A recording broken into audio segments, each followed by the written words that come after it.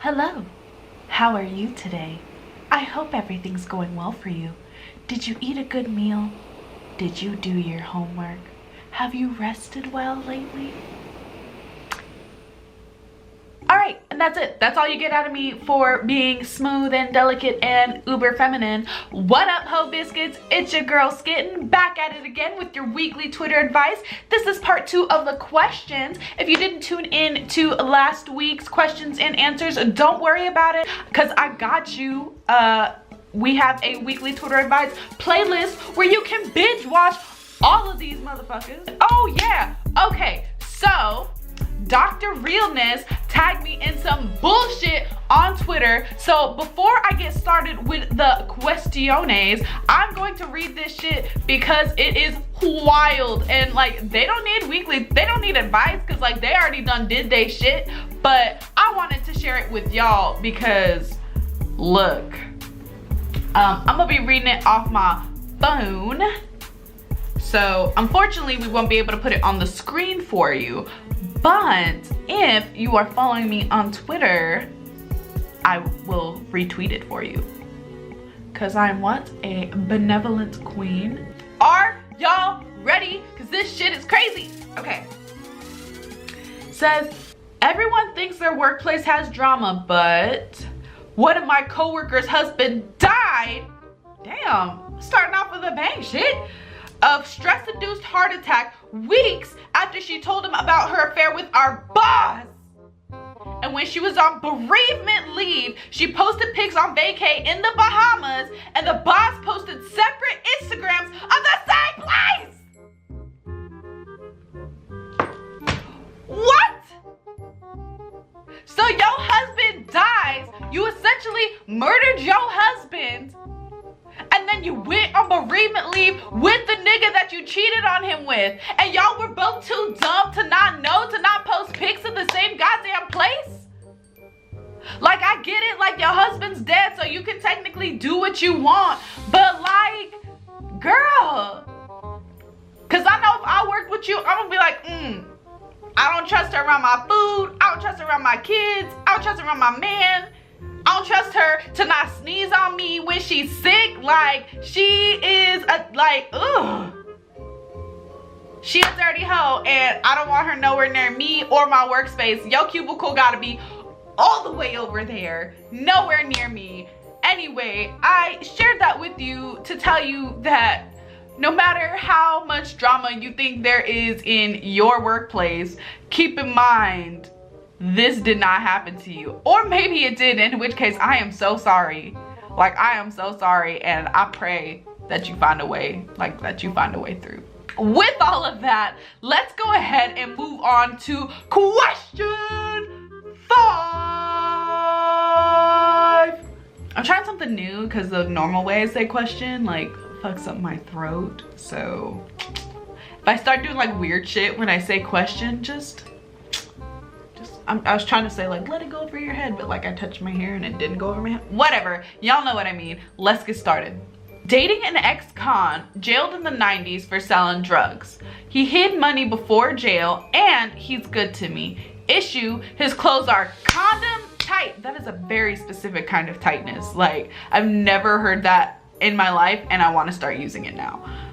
He just found out Prince died and cried for days. My kin shames me because they think he's slow. I think he's just been in jail so long. Help. Okay, he got tight clothes and he's sad about Prince. A lot of people cried when they found out Prince died. Like, a lot of people. Just like when Michael Jackson died and people were crying in the streets. Just like when Whitney Houston died and Aretha Franklin died. Like, and people were like sobbing their hearts out. Like, people get attached. You just gonna have to chill. Like, stop judging men for like showing emotion and shit. Like, damn, let a man live. Okay. He has been in jail a very long time. Like, what did this nigga do that he's still in jail for this shit? Like, goddamn, it's fucking 2019. He been in jail for 20 goddamn years. That nigga, what? Like, shit. He has been in jail for a long time. Like, he gonna be a little different.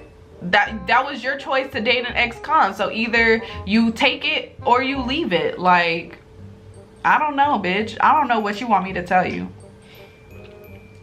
We gonna move on to question 6.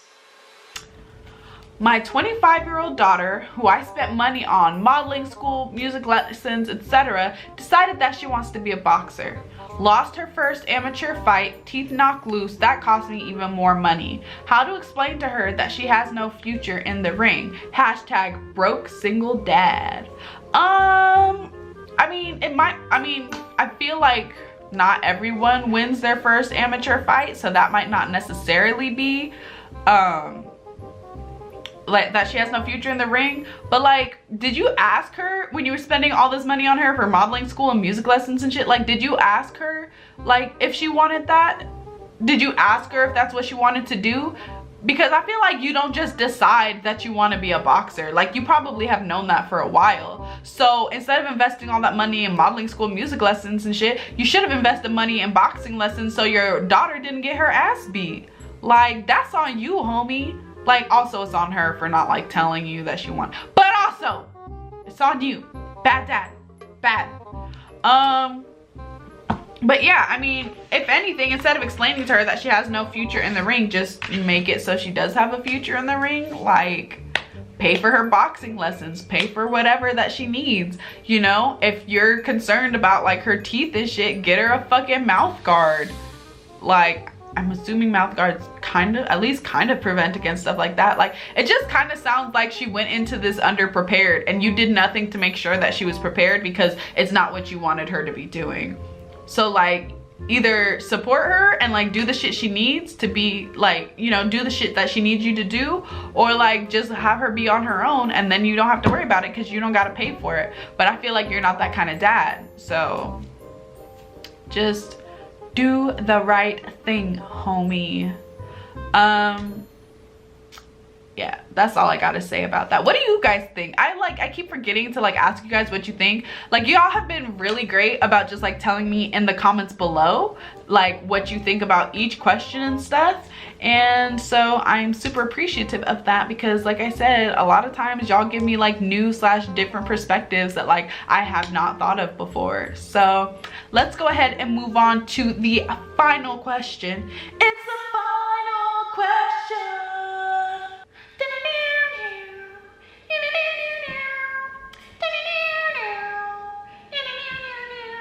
Question 7. Boyfriend used to brag about me, wants me to be his wife, etc. First of all, if it starts with used to, bitch, leave. You don't need to start. I don't need to read anything else. If he used to treat you well and now he doesn't treat you well, fuck him. Like, don't literally fuck him. He don't get no pussy from this. But like, fuck him. All right. So wants me to be his wife, etc. Then his friend's toilet broke and the company sent me to fix it, and that's how he found out I'm a plumber, not a teacher. Now he won't eat my cookies, says I smell like shit, his mama disses me, etc. Advice: first and foremost, why did you lie to him about what your job was? You could have avoided all of this if you would have just told him from the beginning, yeah, I'm a plumber, I know pipes and shit. Like, there's dudes out there who don't give a fuck.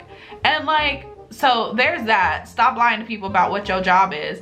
And second of all, girl, you don't need no advice. Leave his ass. In fact, before you leave his ass, bake him, do that help shit and bake him and his mama a shit pie and give it to them and watch them eat that shit. Like, fuck him and fuck his mama. They suck. They suck and you deserve better. But also, stop lying to people, because trust and honesty is the basis for any good relationship.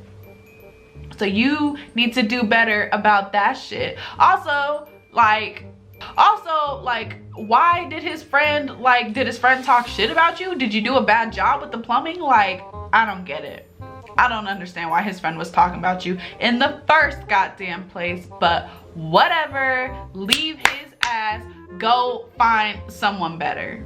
I'm still sitting here confused, because I'm just sitting here like, damn, I wish my fiance was a plumber. My fiance knows a lot of stuff though. He knows a lot of things. I love him. He's great.